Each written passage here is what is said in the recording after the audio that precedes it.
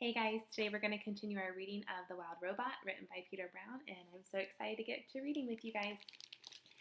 Chapter 22 is The New Word. A new word was spreading across the island. The word was Roz. Everyone was talking about the robot, and they wanted nothing to do with her. I don't think I'll ever feel comfortable knowing that Roz is on the prowl. I hope Roz camouflages herself as a rock forever. Shh, there's Roz now. Let's get out of here. Roz wandered the island, covered in dirt and green growing things. And everywhere she went, she heard unfriendly words. The words would have made most creatures quite sad, but as you know, robots don't feel emotions, and in these moments, that was probably for the best. Chapter 23, The Wounded Fox. My face! My beautiful face! Somebody help! Fink the fox was lying on a log, howling in pain, with a face full of long, sharp quills when Roz appeared. Isn't there anyone else who can help? Would you like me to leave? Said the robot. No, please don't go. I'll take what I can get. What happened? I didn't think that porcupine could see me in the bushes, but when I went for his throat, suddenly there were quills in my face. Why did you go for his throat? Why do you think? Because I was hungry. If you had not attacked the porcupine, you would not have quills in your face. Yes, Roz, I know that, but a fox has got to eat. I just didn't expect him to put up such a fight. Look, there are even quills in my paws. I can't walk. My face is numb. I could die if you don't help me. What would you like me to do? Said the robot. I'd like you to pull out the quills. Roz calmly knelt beside Fink and said, I will pull out the quills. The robot started to tug on a quill, but it snapped off in her fingers. Fink yelped and said, Pinch it closer to the skin. So Roz pinched the broken quill closer to the skin, and then, very slowly, she pulled it out. The fox winced in pain and said through his teeth, Please, Roz, pull them out faster. This is agony. Roz quickly tugged out another quill, then another and another. The fox lay perfectly still, eyes closed tightly, wind whistling through his nose until every single quill had been removed and placed in a neat pile beside him. Fink struggled to his feet. Thanks, Roz. I owe you one. The fox smiled briefly, and then he limped away. The accident.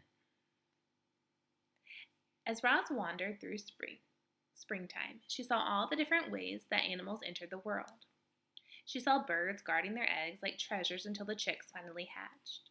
She saw deer give birth to fawns who were up and running in a matter of minutes. Many newborns were greeted by loving families. Some were on their own from their very first breath. And, as you're about to find out, a few poor goslings would never even get a chance to hatch.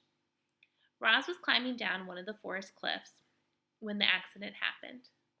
The wind started blowing out of the north, and suddenly clouds were rushing over the island. With the clouds came a spring shower, a downpour actually, and there was our robot, clamping her hands onto a wet block of stone on the side of the cliff. But the block couldn't handle the extra weight, and as the heavy robot hung there, cracks suddenly shot through the stone and it started breaking apart. Down went the robot, plummeting into the treetops below. She crashed through branches after branch before finally hooking an arm around one. Then she dangled there, gently swinging as rocks roared past her on their way to the forest floor. When the dust settled, Roz shimmied down the tree trunk. The ground was littered with broken rocks and splintered wood and pulverized shrubs, and within all that rubble was a goose nest that had been torn to shreds. 2 dead geese and 4 smashed eggs lay among the carnage. The robot stared at them with her softly glowing eyes, and something clicked deep inside her computer brain.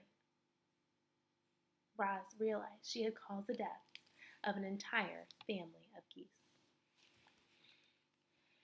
Chapter 25, The Egg. As Roz stood in the rain, staring down at these poor, lifeless geese, her sensitive ears detected a faint peeping sound coming from somewhere nearby. She followed the peeps over to a clump of wet leaves on the ground, and when she peeled back the leaves, she discovered a single perfect goose egg sunk in the mud. "Mama! Mama!" peeped a tiny, muffled voice from within the egg. The robot gently cradled the fragile thing in her hand.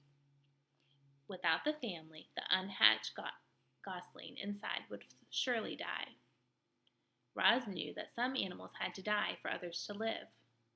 That was how the wilderness worked. But would she allow her accident to cause the death of yet another gosling? After a moment, the robot started to walk. Carefully, holding the egg, she moved through the forest and away from that sad scene. But she didn't get far before Fink burst out of the shrubs, out from the bushes. "What happened?" the fox panted. "The whole forest was shaking." "There was an accident," said the robot. "I was climbing those cliffs when the rocks started to fall." "You should be more careful," said Fink as he checked out the robot's new scrapes and dents. "I'll need your help if I ever have more porcupine trouble." "I will be more careful." "What do you have there?" said Fink, looking in Roz's hands. "A goose egg." "Oh, I love eggs. Can I eat it?" "No." "Please?" "No." "Why do you want it?" the fox scowled. "I thought you didn't eat food." "You may not have this egg, Fink." The fox sighed. He scratched his chin, and then he started sniffing the breeze. His nose had found the scent of the dead geese. "You can keep your egg," he said,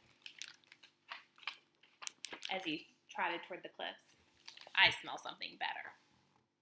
The robot walked on through the misty forest for a long time until she was standing beneath a sprawling oak tree. Roz placed the egg on a pad of moss. Then she snatched grass and twigs from the ground and delicately wove them together to make a little nest. She placed the egg inside the nest, placed the nest on her flat shoulder, and climbed up onto the branches. It's interesting to me that even though Roz is a robot and she's not a human, or she doesn't have like a lot of feelings inside, she knows like this is not the right thing for that little egg, something to happen to that little gosling and that little egg. So super interesting. I can't wait to keep reading to find more about mysterious Roz and her interactions with nature. I hope you guys are enjoying this story, and I hope that you're enjoying this day and that you're taking time to read and just enjoy yourself. So I will see you tomorrow. Have a great day.